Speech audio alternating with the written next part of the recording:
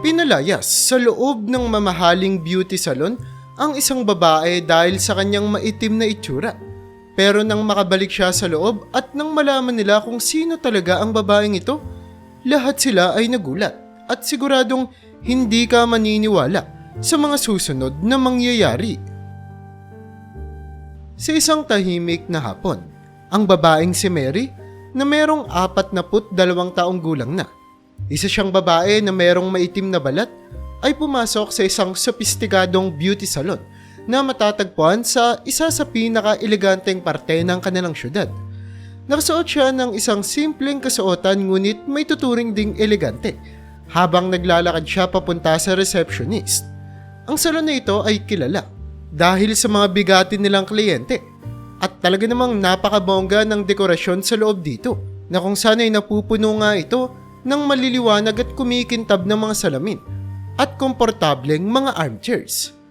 Agad namang binati si Mary ng sekretary na sinabi sa kanya na dahil kulang ang may staff sa araw na iyon, ay mismong ang may-ari nga ng salon na si Helena ang maglilingkod para sa kanya dahil bising-busy pa ang ibang mga empleyado.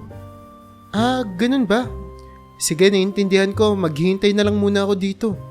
Saad ng babaeng si Mary. Napaupo siya sa isa sa mga mamahaling armchairs at doon ay naghintay. Sa kabila ng kanyang paghihintay, nakakaramdam naman si Mary ng pagka-excited dahil alam niya kung gaano kaganda ang reputasyon ng salon na ito at kilala ang establishmento sa pinakamagagaling ng mga hairdresser sa kanilang syudad. Kaya naman buong pasensya siyang naghintay na siya naman ang mapaglingkuran sa loob. Nagpalingalinga ang babae sa buong kapaligiran ng magarang salon. Tinitignan ang sosyal na dekorasyon at ang mga customer na kung hindi man nag-uusap ay nagbabasa ng kani-kanilang mga magazine. Alam niya sa kanyang sarili na talaga namang masisiyan siya sa kanyang mararanasan sa loob ng establishmento. Hanggang sa kinuha niya ang isa sa mga magazine. Nangangarap na sana ay siya na ang susunod na magupitan. Handa na siya sa kanyang pagbabago. Isang bagay na talaga namang tugmang-tugma sa kanyang kamakailan lamang na pag-angat sa karera ng buhay. Ay naku, kung titignan tong sarili ko, parang hindi naman nila masasabi na maganda yung trabaho ko. Wika ni Mary habang tinitignan ang kanyang sarili sa salamin. Samantala, si Helena naman, ang may-ari ng salon ay abala sa paggupit ng buhok ng ibang mga customer. Pasulyap-sulyap sa babae na nakaupo sa kabilang dulo ng silid. Hindi niya may paliwanag ngunit mayroong isang bagay sa babae na nagpaparamdam ng kaba kay Helena. Sinubukang manatiling kalmado naman ng may-ari ng salon. At nang natapos na si Helena sa kasalukuyan niyang kliyente, lumapit siya sa harapang mesa na may pilit ng ngiti. Nagtatanong sa receptionist kung sino ang susunod. Nang malaman niyang si Mary ang susunod, nagpasya siyang magpahinga sandali bago tanggapin ang isa pang appointment. Si Mary naman na abala na tinitignan ang mga gupit na pwede niyang pagpilian ay halos mapatayo nga kaagad nang marinig ang kanyang pangalan. Ngunit nang malaman niya na magpapahinga muna ang gugupit sa kanya, bumalik siya sa pagkakaupo at tumangon na may ngiti. Sige, ganun ba? Maghintay na lang muna ako ulit. Bulong niya. Bagamat medyo ninenervyos na siya sa kung ano ang mga susunod na mangyayari. Walang kaalam-alam ang babaeng ito na ang kanyang pagbisita sa salon ay magiging araw na hindi niya malilimutan. Matapos maghintay ng tila kalahating dosenang oras, nagsimulang maramdaman na ni Mary na tila ba ay pinapabayaan na siya. Ngunit lalo pang lumala ang sitwasyon nang maunawaan niyang inuuna ng may-ari, si Helena, ang mga customer na dumating matapos sa kanya. Lalo nang nagalit si Mary at nagpa siyang magsalita. Maayos siyang nagsalita ngunit maliwanag na naiirita na siya. Lumapit si Mary kay Helena na abala sa ibang customer.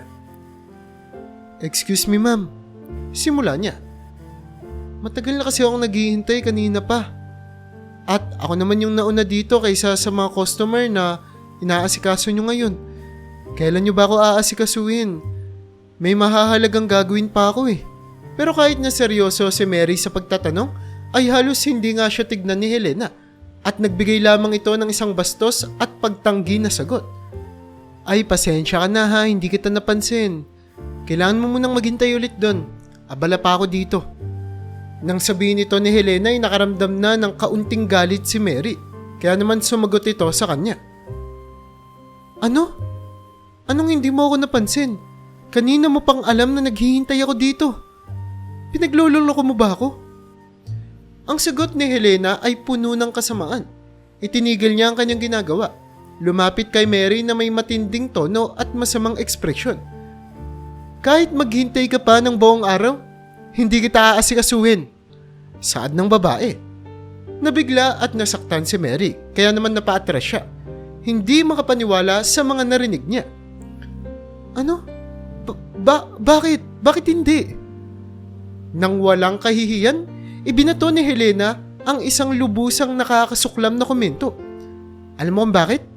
Dahil sisirain lang naman ng buhok mong yan yung gunting ko. Napuno ng katahimikan sa salon dahil sa kahihiyan na natanggap ni Mary. Nagbulong-bulungan ng ibang mga customer sa kagulat-gulat na kakupalan ni Helena. Hindi inaasahan ni Mary ang gayong diskriminasyon at paglapastangan sa isang lugar na inaasahan niyang sana ay bibigyan siya ng profesional na paggalang at pagrespeto.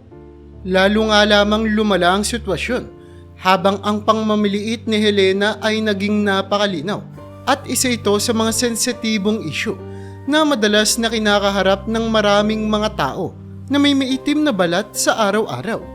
Mukhang walang kamalayan si Helena sa epekto ng kanyang mga salita. Tila ba'y kontento lamang siya sa kanyang malupit na tugon. Samantala habang naroroon si Mary ay sinusubukan niyang unawain ang masasakit na mga pahayag at hindi niya alam kung paano niya sasagutin ang mga sinasabi sa kanya ng may-ari ng salon. Paano mo natatrato ng ganyan yung mga tao? Ang boses ni Mary ay pumapalya sa galit. Hindi mo ba napagtatanto kung gaano sakit ang iyong pagiging sobrang mapanlait? Naiintindihan mo ba ang bigat ng iyong mga salita? Wala kang karapatan na husgahan ako batay sa aking anyo. Sobra kang mapanlait sa kapwa. Isang krimen ang ginagawa mo. Wika ni Mary. Ngunit si Helena, na puno ng kayabangan at pag-aakala ng kanyang sariling karangalan, ay walang pinapairal na pagsisisi, na kung saan ay wala siyang bahid na pagkakonsensya sa kanyang mga binitawan na salita. Bakit? Sino ka ba? Unang-una wala akong pakialam kung sino ka at baka nakakalimutan mo. Naririto ka sa loob ng salon ko at ako ang nagpapasya kung sino ang pagsisilbihan ko. At tiyak na hindi ko paglilingkuran ang mga taong katulad mo. Lumayas ka dito. Sa paglala ng tensyon, ang mga customer at empleyado ay nagsimulang magbulungan sa isa't isa. Ang ilan ay kitang-kita na nagugulat sa harap ng hayagang pagpapakita ng may-ari ng salon na iyon ng pamamahiya sa isang taong may maitim na balat. Ang ilang mga customer ay nagpapalitan ng mga hindi pabor na tingin, habang ang iba naman ay hindi na nga magawang makapagsalita pa dahil sa kahihiyan. Hindi nila tiyak kung paano sila magre-react. Grabe, hanggang ngayon, tinatrato niyo pa rin yung mga taong may maiitim na balat na katulad ng ganito. Bakit nakakalimutan niyo, Diyos ko? Nasa mga bagong panahon na tayo at hindi na ito nararapat sa amin. Sigaw ng isang customer, malinaw na nanggigigil. Hindi ko akalain na makakakita ako ng ganitong kaganapan sa loob ng salon na to. Saad niya pa na gustong ipagtanggol si Mary. Kahit sa kabila ng sakit na dulot ng mapanlinlang ng mga salita ni Helena, nanatili si Mary na kalmado. Ang kanyang dangal ay nananatiling buo. Habang lumalabas si Mary sa salon, nagbitiw siya ng isang napakaseryosong pangako. Magbabayad ka ng malaki sa ginawa mo. Wala kang kaalam-alam sa kaya kong gawin. Ang kanyang pag-alis ay sinamahan ng panggigilalas ng ibang customer. Grabe naman. Hindi ako makapaniwala na sinusuportahan ko ang ganitong uri ng lugar na merong napakakitid at mapanlait na may-ari. Aalis na ako dito at hindi na ako babalik. Saad ng ibang mga customer. Sobrang lumala ang tensyon sa loob ng salon habang umaalis si Mary na sinundan ng isang awkward na katahimikan. Ang mga bulong ng gulat at hindi pagsang-ayon ay bumalot sa hangin. Ang ilang mga customer na nagpapakita ng pakikisa kay Mary ay nagsimula na ngang isa-isang umalis. Iniwan si Helena na nanginginig at walang katiyakan sa sitwasyong kinalalagyan niya. Kahit na sinikap niyang ipagtanggol ang kanyang mga aksyon, hindi maiwasan ni Helena ang pagbabago sa kanyang salon. Ang dating masiglang kapaligiran sa loob ng salon niya ay naging sobrang lungkot.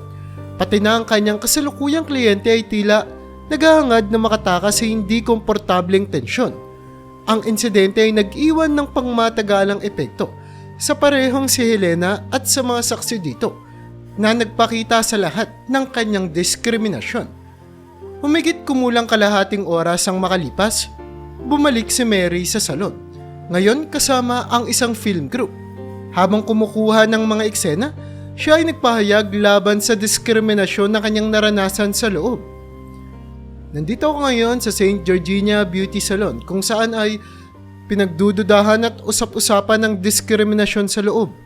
Ipapakita natin ngayon kung papaanong umiiral pa rin hanggang sa kasalukuyang panahon ang walang katarungan sa ating lipunan, lalo na sa mga pang-sosyal na lugar katulad ng salon na ito.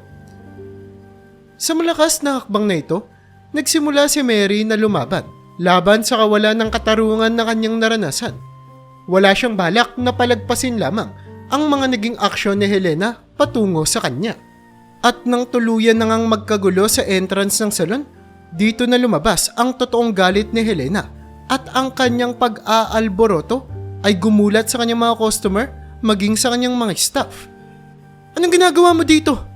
Lumabas ka na! Sinabi ko na sa'yo kanina, hindi kita pinapayagan dito!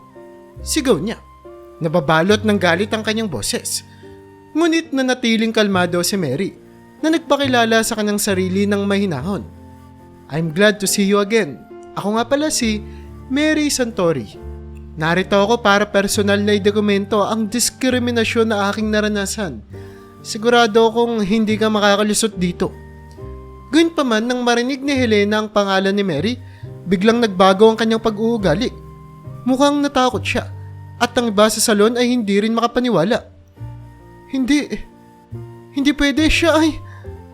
Nawala ng salita si Helena. Ang kanyang takot ay nahalata sa kanyang buong muka. Ang pangalang Mary Santori ay kilala sa beauty industry, lalo na para sa mga mataas na kalidad na produkto sa buhok. Nagbulungan ng mga staff ng salon na tila ba'y nagpagtatanto na nila kung gaano kaseryoso ang sitwasyon. Hindi nila maiwasan na humanga sa babae at nagbulungan sila. Ikaw po ba talaga yan, Mrs. Santori? Yung mga product po na binibenta nyo ay sobrang gaganda.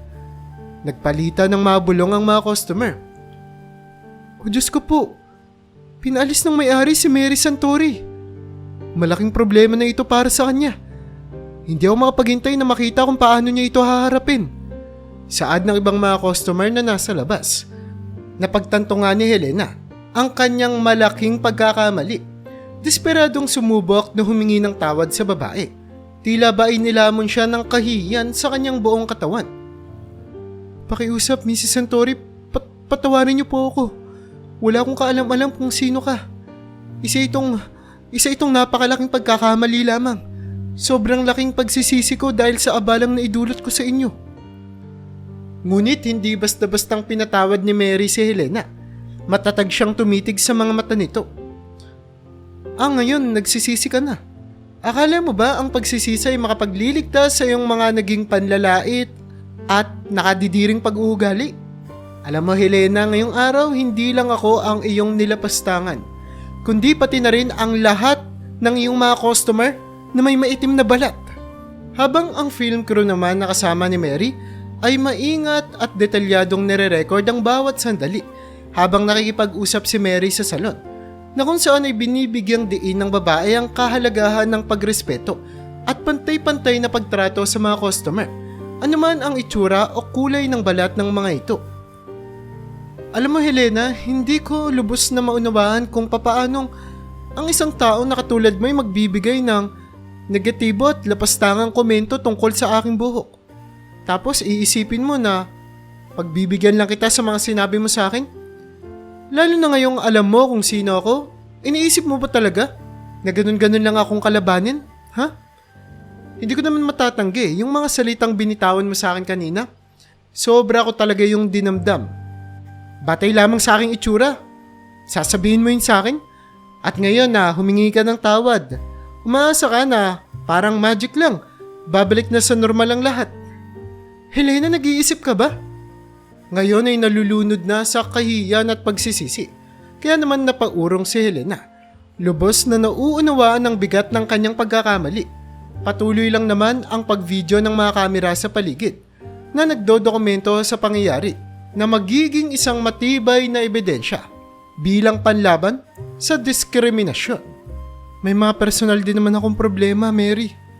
At siguradong nakaapekto lang yung mga problema ko sa inasal ko ngayon. Pagbibigay naman ng alibay ng may-ari. Ganun ba? Pero alam mo ba, biglang pagdedeklara ni Mary. Hindi naman talaga ako pumunta dito para magpagupit lang. May isang alok sana ako para sa'yo ngunit sinira mo. Nagulat si Helena sa binanggit ni Mary. Lumalabas kasi na si Mary Santori, ang babaeng may maitim na balat na inapi-api niya kanina ay hindi isang karaniwang customer. Tulad ng nabanggit kanina, siya ay isang kilalang negosyante sa industriya ng hair cosmetics at lalo siyang kinamamanghaan ng marami dahil sa kanyang exclusive line ng mga produkto ng pampaganda ng buhok para sa lahat ng uri ng buhok, kulot man yan o straight. Ang tatak ni Mary ay may malaking impluwensya sa mundo ng beauty products. Siya ay sumisimbolo ng kalidad at inobasyon. Ang kanyang mga pagbisita sa mga mamahalin at ay bahagi ng isang marketing strategy upang subukan at itaguyod ang kanyang mga bagong produkto. Ang mga salon na pinili upang ipakita ang kanyang mga produkto ay hindi lamang makakatanggap ng mga dekalidad na merchandise, kundi magkakaroon din ng pagkakataon na palakasin ang kanilang reputasyon at makapanghatak pa ng mas maraming customer. Hindi tulad sa salon ni Helena, si Mary ay tinanggap ng puno ng kasiyahan at pagrespeto. Kaya naman nagtamo sila ng mga benepisyo galing sa mga produkto ni Mary na lubos na nagpalakas sa kanilang negosyo at nagparami sa kanilang mga customer. Ang iba pa nga sa kanila ay naging partner sa negosyo ni Mary. Mrs. Santori, isa po talagang karangalan na maging partner at magkaroon ng mga beauty products ninyo. Binago po talaga nila ang aming salon at nagdala ng maraming mga bagong customer. Lahat ay sobrang nagandahan po sa mga resulta galing sa mga beauty products nyo. Pahayag ng isang may-ari na nagbibigay ng buong pasasalamat at ganun nga din ang mga katulad na pahayag ng iba pang mga beauty salon na pinuntahan at binisita ni Mary. Gayunpaman, ang karanasan ni Mary sa salon ni Helena ay lubos na naiiba. Ang kanyang pagpunta doon bilang isang babaeng may maitim na balat ay sinalubong ng diskriminasyon at paglapastangan. Isang bagay na hindi niya inaasahan mula sa isang mataas na uri ng establishmento na nagmamalaki ng sosyal at kilalang pangalan. Ang ugali ni Helena ay hindi lamang isang personal na pag-atake kay Mary. Ito ay nagpapakita ng mas malawak na isyu ng pangmamaliit sa mga tao at kawalan ng pagtanggap sa lipunan sa mga taong may maiitim na balat. Ngunit ang nanatiling hindi alam ng lahat ay kung bakit nagpakita ng ganito kawalang galang si Helena sa babaeng si Mary. Bukod kasi sa pagiging isang masamang tao, merong mas malalim na dahilan si Helena. Ang may-ari kasi ng salon na ito na si Helena ay dumadaan sa isang mapangahas na yugto sa kanyang personal na buhay. Ang matagal ng pagsasama nila ng kanyang asawa ay mapait na nagtapos. Matagal naman ng magulo ang kanilang relasyon. At ang hindi nila pagkakontento sa isa't isa ay lalo lamang lumalala araw-araw. Nagbago ka na, Helena. Hindi na ikaw yung babaeng pinakasalan ko. Sa katunayan, palagi ka nalang ganito. Pero sa pagkakataong ito, mas masahol ka pa sa inaasahan ko. Ito ang nabanggit ng kanyang asawa na napapagod na sa patuloy na mga away at hindi pagkakaunawaan dahil sa negatibong pananaw ni Helena. Ang huling away nila ay nadulot nang makilala ng kanyang asawa si Camilla. Si Camilla ay isang babae na may maitim na balat, ngunit merong kahanga-hangang kagandahan at nakakaakit na personalidad. At ito ay nagdala ng kasiyahan sa lalaki na hindi maibigay ng kanyang asawa na si Helena. Kaya naman determinado na siya. Nag-file ng divorce si Robert, ang asawa ni Helena. Iniwan ng babae na puno ng pagkabigla at pagtanggi sa sitwasyon. Hindi mo ako maaaring iwan para sa kanya. Ano na lamang ang sasabihin ng mga tao? Tignan mo siya. Mukha bang mas maganda pa yan kaysa sa akin para iwan mo ko? Ito ang sigaw ni Helena na desperadong kumakapit sa kanyang nasirang pagsasama at nag-aalala na mawala ng halaga dahil pinagpalit siya ng kanyang asawa sa isang maitim na babae. Ang mga argumento na ito ay mas lalo lamang lumala. Kaya naman, lalong naging determinado na magdesisyon si Robert. Kahit na tuluyan na ngang naproseso ang kanilang divorce, patuloy pa rin naman na nagsikap si Helena na muling mapasa kanya ang pagmamahal ni Robert. Ngunit, tila ba'y natagpuan na ni Robert ang kanyang kasiyahan, kasama ang babaeng si Camilla. Nang makita ni Helena na masaya na nga sila sa isa't isa, napuno at lalo lamang lumaki ang kirot at puot sa puso niya. Papaano niyang napili yung babae na yun kaysa sa akin? Pagtataka ng babae. Kaya naman, dito na unti-unti siyang nilamon ng kanyang paninibugho at pangmamaliit sa mga katulad ni Camilla na mayroong maiitim na balat. Tuluyan na siyang nilamon ng kanyang kapuotan. Kaya, nang makarap niya si Mary sa loob ng kanyang salon, lalo pang lumalim ang pagkapuot na nararamdaman ni Helena at lahat ng kanyang matagal ng kinikimkim na galit at hinanakit ay tuluyang umapaw. Kahit alam niyang sa kabila ng lahat ay wala namang kinalaman si Mary sa kanyang personal na buhay, ibinuhos ni Helena ang lahat ng kanyang galit sa kanya. Tinrato niya siya na punong-puno ng puot at pagkamuhi. Hindi alam ni Helena na siya ay nakikipagharap pala sa isang kilalang negosyanteng babae sa sektor ng cosmetics at ang kanyang diskriminasyon ay nagdulot para mawala ang isa sanang potensyal na magandang partnership sa isang kilalang negosyante. Ang epekto ng pangyari na ito sa isang mataas na antas na salon katulad ng pagmamay-ari ni Helena ay talaga namang nakakapangilabot. Ang recording ni Mary sa kung ano ang nangyari ay agad na kumalat sa social media at mga lokal na balita. Inilantad dito ang diskriminasyon ni Helena.